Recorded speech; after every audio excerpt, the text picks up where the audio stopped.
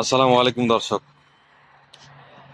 বাংলাদেশের শেখ হাসিনা যে কতটা কুলক্ষী, কুফা, সেটা নরেন্দ্র মোদী বুঝতে পারতেছে। শেখ হাসিনাকে আশ্রয় দিল, শেখ হাসিনা তার পোড়া কপাল নিয়ে ভারতে পালিয়ে গেল এবং সেখানে গিয়ে ভারতকেও কুফা লাগিয়ে দিল। কেন বলছি? আমাদের আগে থেকেই পার্শ্ববর্তী অনেক দেশের সাথে ভারতের সম্পর্ক নষ্ট হয়ে গেছে। আর বাংলাদেশে শেখ হাসিনা পালিয়ে যাওয়ার পর থেকে সম্পর্ক একবারে তলানিতে নেমে গেছে, বাংলাদেশের সাথেও কোনো ভালো সম্পর্ক নাই। এর মধ্যে তার সবচাইতে বিশ্বস্ত বন্ধু ডোনাল্ড টেম্পো কাকা এমনভাবে বাঁশ ভরে দিছে, এই বাঁশ ভরে দেওয়ার জ্বালা না পাচ্ছে সইতে, না পাচ্ছে কইতে, এরকম একটা অবস্থা। মোদিজির মনে হয় বাথরুমে গেলে হাগু বের হয় কিনা ভগাই জানে।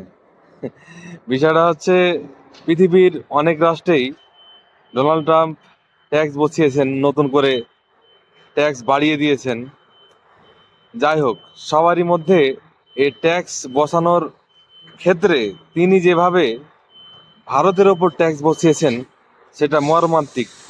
টর্নেডোর মতো তাদের ইকোনমিক্যাল যে ক্রাইসিস, সেটা আরো বাড়িয়ে দিয়েছে, অর্থনীতিকে গর্তের মধ্যে ঢুকিয়ে দিয়েছে।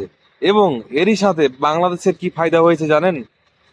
ওদের যে অর্ডার ছিল সেখান থেকে অনেকটা মানে শিফট হয়ে বাংলাদেশে চলে আসছে। কারণ বেশি ট্যাক্স দিয়ে এভাবে পণ্য রপ্তানি করলে তো বায়ার্সরা ফকির হয়ে যাবে, বিজনেসম্যানরা পথে বসে যাবে। তাই ওরা বাংলাদেশে নিয়ে আসছে তাদের অর্ডার, এবং বাংলাদেশ ফায়দাবান হচ্ছে।